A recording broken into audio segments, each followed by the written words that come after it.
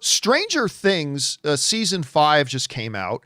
And while I don't believe it was one of the stronger seasons, I still thought it was a really good season. I thought it was overall a good season. And even though I really didn't like the first half of the finale, I liked the first half of the finale. I didn't really like the second half of the finale, but then they just crushed the landing with that whole Dungeons and Dragons playing scene down in the basement. That was utter perfection. It was great. So the question became, though, how many people actually watched it?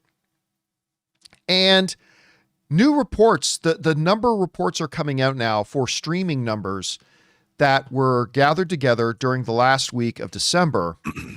And they look really good for Stranger Things.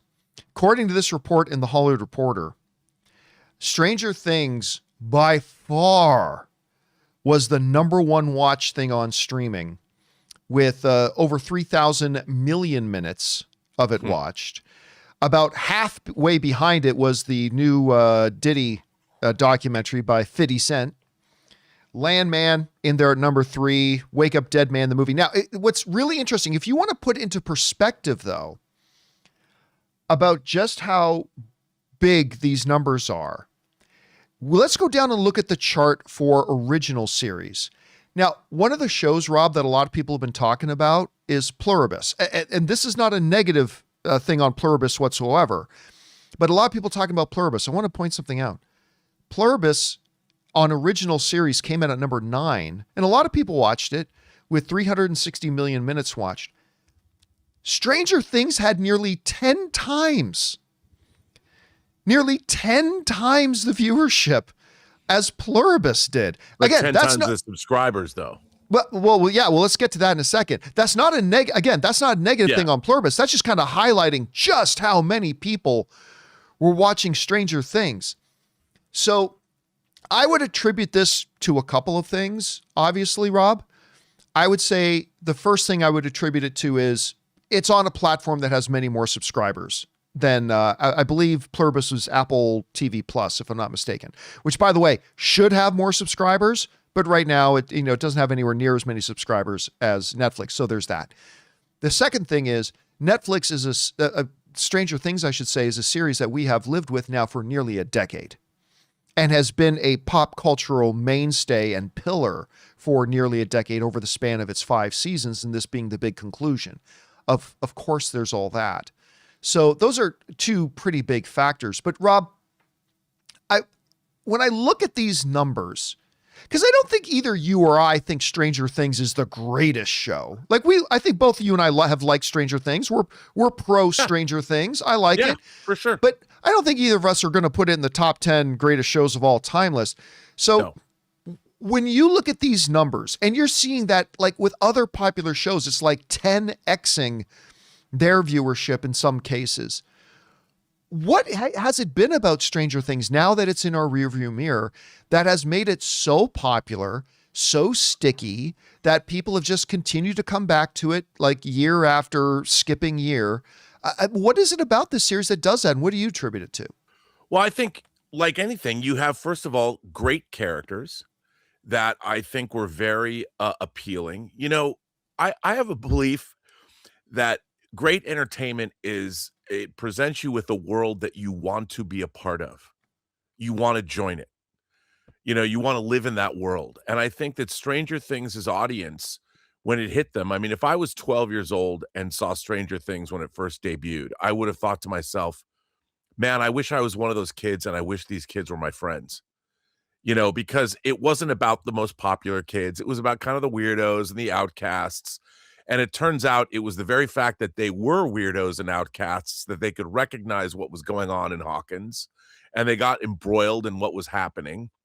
And they were, I think they were irresistible. And it was almost like, John, that show could have been about anything. I mean, sure, it had the extra added benefit of having monsters and sci-fi and horror elements and all of that, and probably family dynamics. A lot of us could recognize broken families, single mothers, a man who never was a father but became a surrogate father to somebody.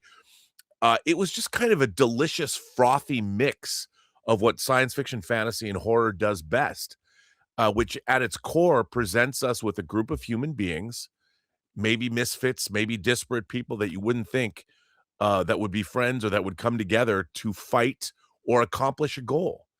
And in a way, it also kind of represented what America can be because it was set in an American small town. And it had all of those things happening. And then because it was successful, you got to watch these people grow up. So the show grew up with its audience over a 10-year period of time, its core audience. And I think it was a show that friends and family and adults could enjoy. I mean, I liked it from the horror perspective. I liked the idea that it was a total homage to the time when I grew up in the 80s and reading Stephen King novels. So I really think it checked a lot of boxes. And ultimately, at the end of the day, it was really entertaining. Yeah, I mean, I think you kind of nailed that with the part about, like, especially the characters. Like, these characters, I think even those of us who are adults, we saw a lot of ourselves, I think, in one or multiples of those characters, whether it was Mike or Will or Dustin Yeah. or whoever. I think there's a little bit of a nostalgia thing there too, but we've seen many examples of 80s use nostalgia that never amounted to anything. So you can't just say that that's what attributed to it. But yeah, they just found a way to make it intriguing and make it go. And they continue to this day, Rob, to enjoy all kinds of success. And you know what? Good for them. Guys, we want to take a second to thank a sponsor of today's video, PrizePicks. Whether you're starting a new routine or making player picks for the very first time, trying something new can be tough. But on PrizePicks, it just feels great when your sports takes are right. With big playoff matchups happening every weekend and elite hoops action almost every night, the action never really stops, and PrizePicks lets you take control. Ann and I both tried out PrizePicks a while ago, and we were honestly surprised by how simple it was to get started. I put my first lineup together in just minutes, and it genuinely made watching the games with my friends more fun because we were following our player projections all night, cheering for more or less. And there's a couple of features I really love. PrizePicks now has early payouts, so if your player gets off to a hot start, you can have the option to cash out before the game even finishes. And the new social feeds feature lets you share your PrizePicks with friends or even copy winning lineups with one click. Plus, if you like flexibility, you can choose Flex Play, or if you want the biggest potential prizes, go with Power Play. So download the PrizePicks app today and use the code Campea to get $50 in lineups after you play your first $5 lineup. That's code Campea to get $50 in lineups after you play your first $5 lineup. PrizePicks. It's good to be right. Anyway, guys, question is for you. What do you think about this? The rating numbers for Stranger Things are like astronomical. They're just huge, like 10xing some other really popular shows.